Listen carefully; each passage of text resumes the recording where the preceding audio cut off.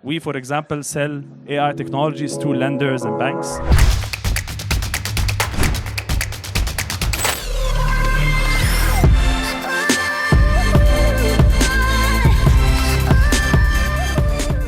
All right, thank you guys for having me today. My name is Galal Bishbishi. I'm the co-founder and CEO at Synapse Analytics.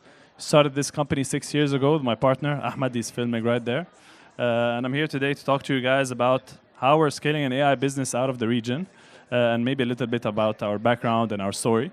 So first of all, obviously, thinking about AI 6 years ago was pretty still nascent. And again, AI from the region as well was another bit of a challenge. However, I want to focus today mainly speaking about how would you scale an enterprise software company, specifically in the space of AI, from a region like the Middle East.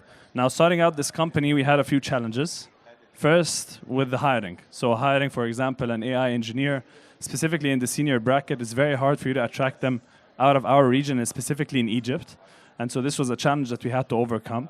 Another challenge that we had is there's very little barrier to entry when it comes to enterprise software. Think about Excel, think about Slack. Those are more on the consumer side as well, but you can just draw the idea of how difficult it is for you to draw the boundaries of a software business, right? And we can talk about how we were able to crack that down or try to solve it as well. And I think there's a few good ideas there. The other thing that is maybe very obvious is the lack of funding, right? If you compare our region versus Silicon Valley or even Europe, there's the two orders of magnitudes of difference in terms of the funding being poured in, specifically in businesses that are mainly focused on software and tech. So this was another challenge that we had to deal with.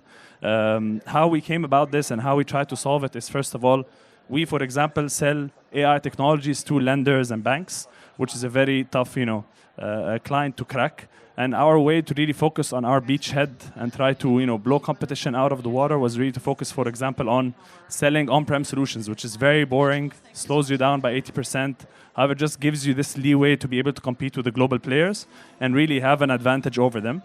This is one thing that we did and I think was very successful for us, even though our products are purely cloud. So this was one thing. The other thing is, with the talent component, we were able, even though talent scarcity in the region is super obvious, what we were very good at doing was to attract really good talent at a smaller scale. It's very hard for you to scale talent out of the region, obviously, because of the things that we just talked about. But attracting a few good people in your tech team and just focusing on those to scale out your company is something that I think we did at Synapse Analytics very well. This is just something that I encourage anyone who's thinking about building a business around it to leverage the talent to affordability ratio of the region and build around a smaller team maybe and trying to crack just the sell or the sale of a sales business like ours. I think the last thing I would want to talk about, obviously we have 5 minutes for me to tell you guys about our story, is because we're an AI business and because this is a green field, the lack of, there's a lot of data flowing around in the region that has been untapped and no one has actually leveraged that data or put their hands on it. So we have kind of a first mover advantage in that, and I think a lot of other business can really scale in the same manner.